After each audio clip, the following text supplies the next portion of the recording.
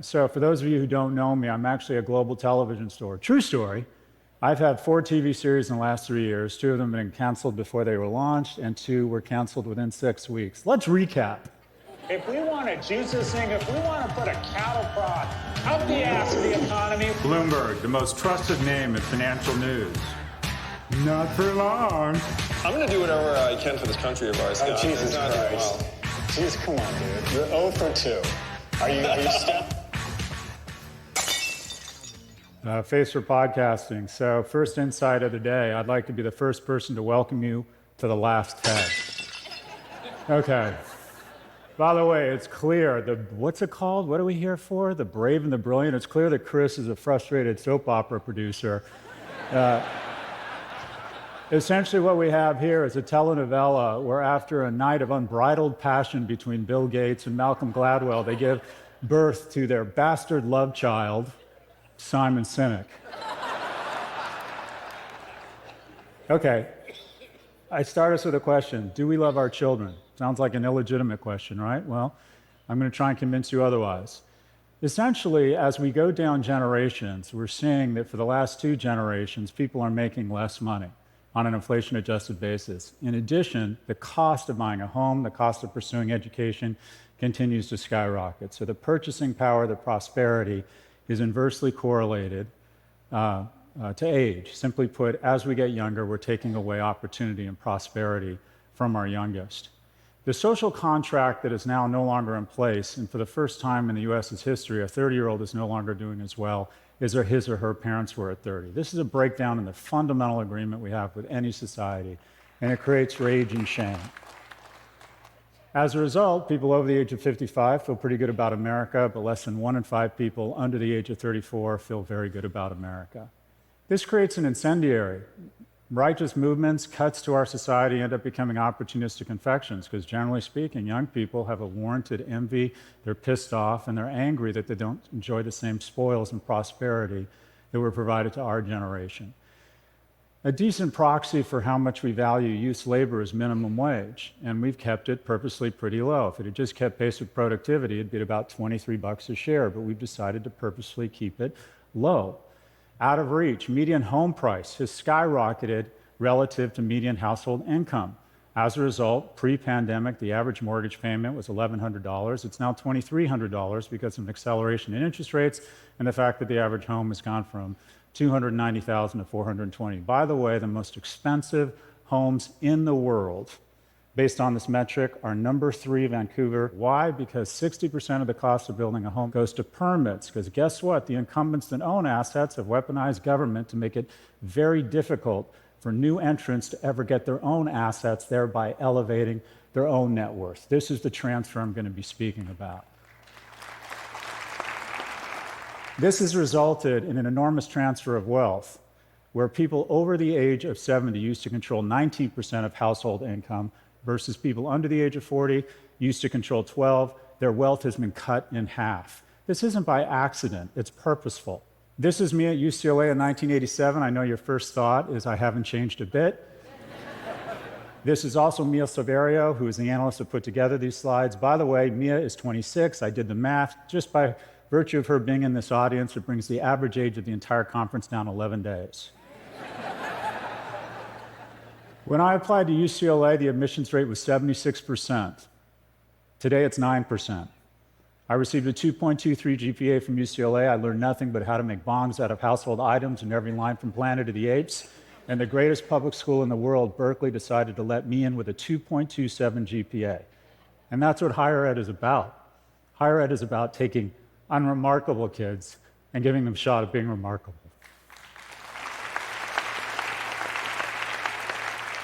And every year, it's gotten more expensive.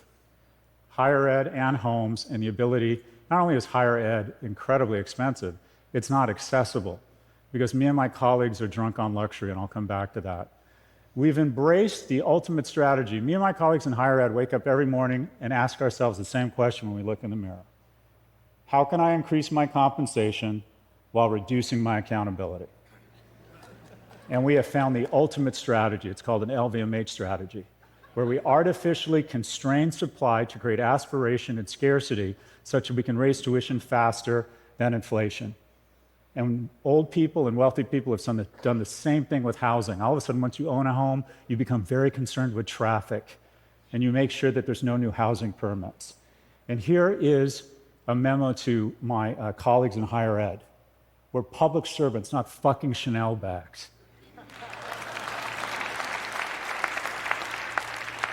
Harvard is the best example of this. They've increased their endowment in the last 40 years and have decided to expand their enrollment, their freshman class, by 4%.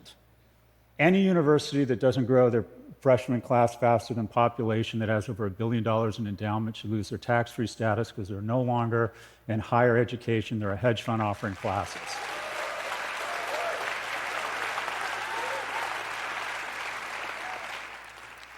My first recommendation, Biden should take some of that $750 billion earmarked to bail out the 1/3 of people that got to go to college on the backs of the 2/3 that didn't, and give $1 billion to our 500 greatest public institutions, size adjusted, in exchange for three things. One, they use technology and scale to reduce tuition by 2% a year, expand enrollments by 6% a year, and increase the number of vocational certifications and non-traditional four-year degrees by 20%.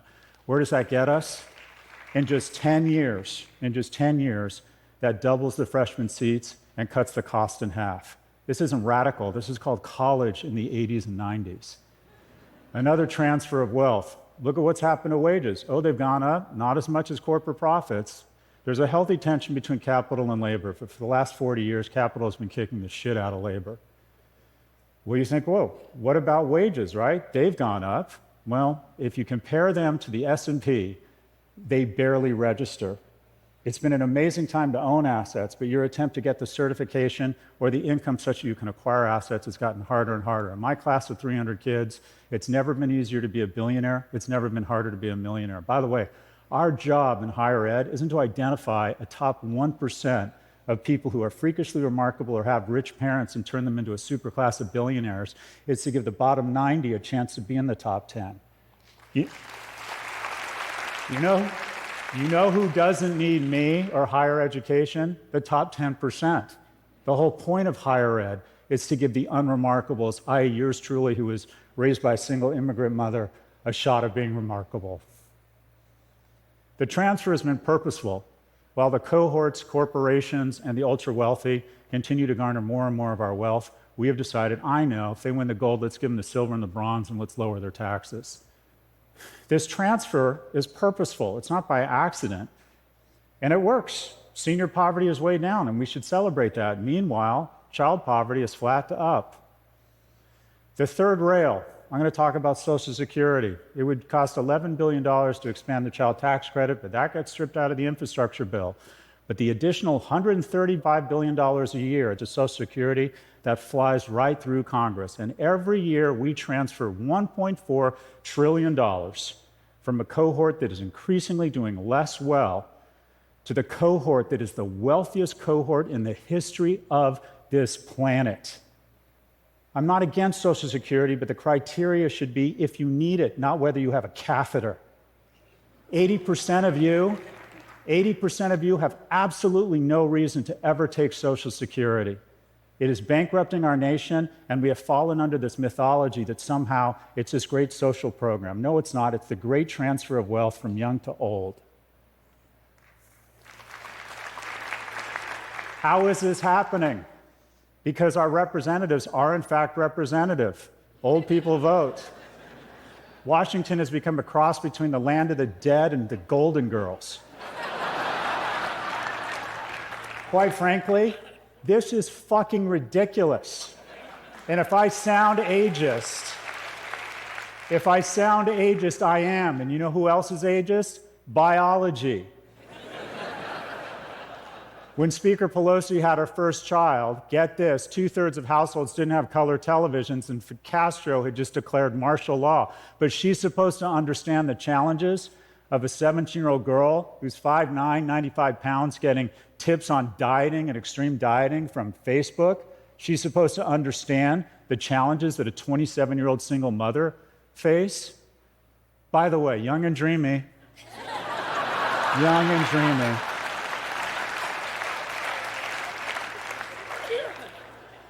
the great intergenerational theft took place under the auspices of a virus. I know.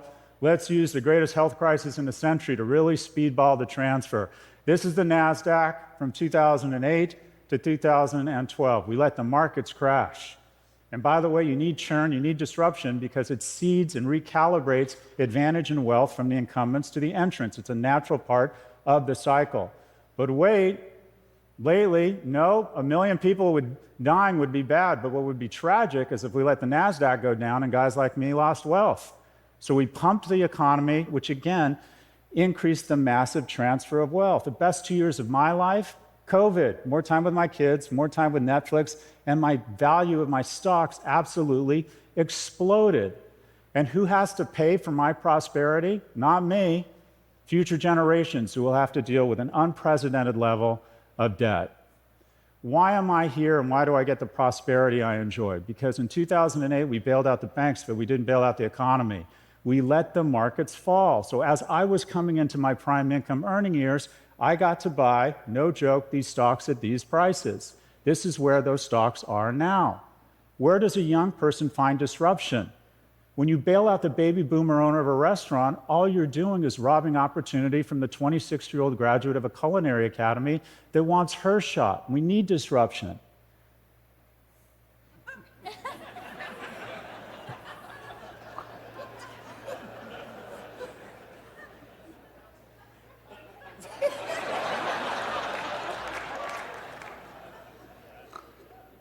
I just like this slide. It has no context or relevance.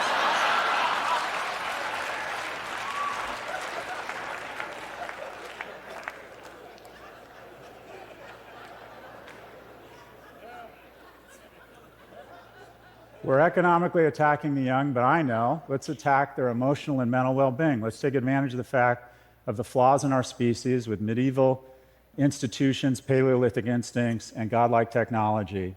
I'm just going to say, I think Mark Zuckerberg has done more damage to young people in our nation while making more money than any person in history. Oh, but wait, what could be worse? It's as if we let an adversary implant a neural jack into our youth to raise a generation of civic, military, and business leaders that hate America. How can we be this stupid? All right, this all adds up to a bunch of graphs all headed up and to the right. And what are they? What's the first one?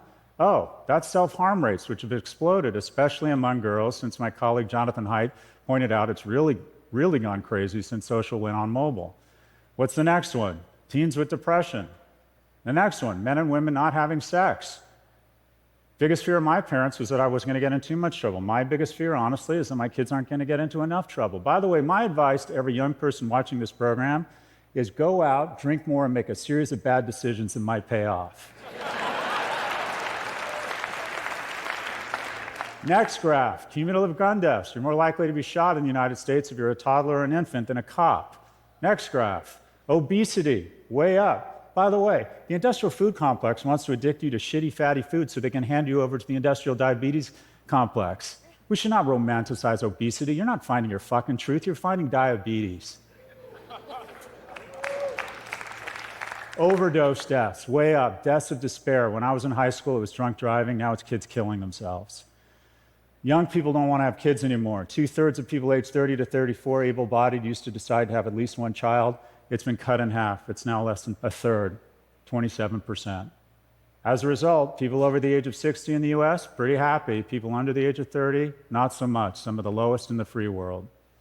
What can we do? Nothing wrong with America that can't be fixed with what's right with it. We got the hard stuff figured out. There are programs to address all of these issues that cost a lot of money. That's the hard part. And we have figured this out. In just 5 minutes post an earnings call, we can add $250 billion to the economy. We've got the hard part figured out, the resources. We have the money, but we decide not to do it. This is per capita spending on childcare in the United States relative to other nations. This is housing permits. Things are doable. We increase minimum wage to $25 an hour. It goes into the economy. The wonderful things about low and middle income households is they spend all their money. We have to restore a progressive tax structure with alternative minimum tax on corporations and wealthy individuals. We need to refund the IRS. We need to reform Social Security. It should be based on whether you need the money, not on how old you are. We need a negative income tax. My friend Andrew Yang screwed up a great idea, but he branded it incorrectly. Instead of calling it UBI, he should have got Republicans on board by calling it a negative income tax. We need to eliminate the capital gains tax deduction. When did we decide that the money that capital earns is more noble than the money that sweat earns? Shouldn't it be flipped? We need to remove 230 protection for all algorithmically elevated content. We need identity verification. The reason we can have identity verification is because we have a First Amendment. Break up big tech. We have monopolies that are incurring greater and greater costs on every small business and parents because, again, see above, our representatives don't understand these technologies. We need to age-gate social media. There's absolutely no reason anyone under the age of 16 should ever be on social media. We need universal pre-K. We need to reinstate the expanded child tax credit. We need term limits, see above Andrew Yang. We need income-based affirmative action. Any visible signs of affirmative action make no sense at all. You would rather be born gay or non-white in the United States today than poor, and that's a sign of our progress and our need to recalibrate who we give advantage to. Affirmative action, of which I'm a beneficiary of, I got Pell Grants, I got unfair advantage. Affirmative action is a wonderful thing, and it should be based on color. It should be based on green, how much money you have or don't have. Expand college enrollment and vocational programs, mental health, ban phones in schools, invest in third places, big brothers and sisters programs. We need national service. We need to tell people in the United States and Canada that they live in the greatest countries in the world, and we need to remind them of that every day by exposing them to other great Americans where they feel connected tissue. We can do all of this. We can do all of it. We have the resources. The question is, do we have the will? This is my last slide. It is an emotionally manipulative slide to try and get you to like me more. But it does have a message. This is the whole shooting match. Anybody here without kids, ask someone with kids. You have your world of work, you have your world of friends, you have your world of kids. Something happens here, your whole world shrinks to this.